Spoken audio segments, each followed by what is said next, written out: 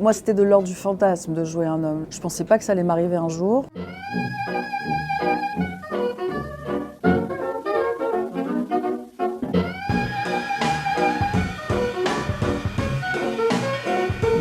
C'est pas un rôle, c'est 3 rôles différents. Il y a le vrai rôle, donc c'est Louis Kerlach, puis il y a 2 autres rôles à côté. Il y a celui d'Antoine, donc mon frère.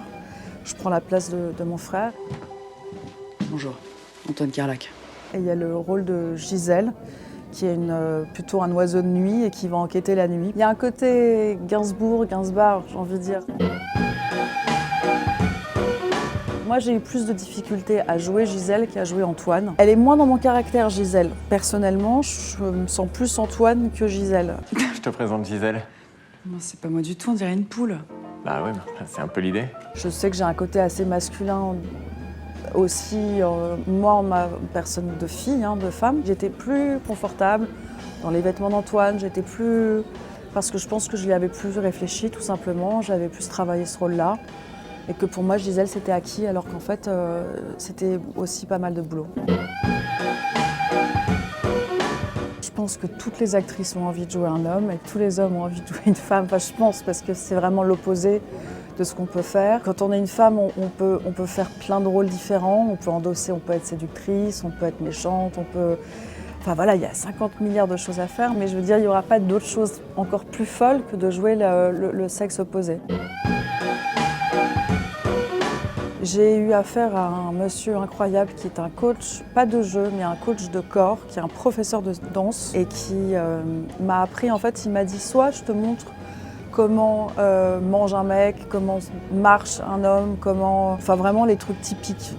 Soit je te décris un peu ce qui se passe dans le corps d'un homme. Et donc forcément j'ai eu envie de savoir ce qui se passait dans le corps d'un homme. Et du coup, on a fait des séances, je me souviens, assez particulières au début où c'était vraiment des positionnements de corps. Et puis après, c'était des réactions, des actions, et c'est vrai que on est assez différents quand même. Par exemple, les hommes, c'est vrai que tout se passe au niveau du sexe, sans arrière-pensée, mais c'est vrai que les mouvements passent par là, passent par le bassin, et souvent les bras ne bougent pas trop. Alors que contrairement à Gisèle, c'est l'inverse. Pour moi, c'est un mouvement, Gisèle. Elle danse en permanence.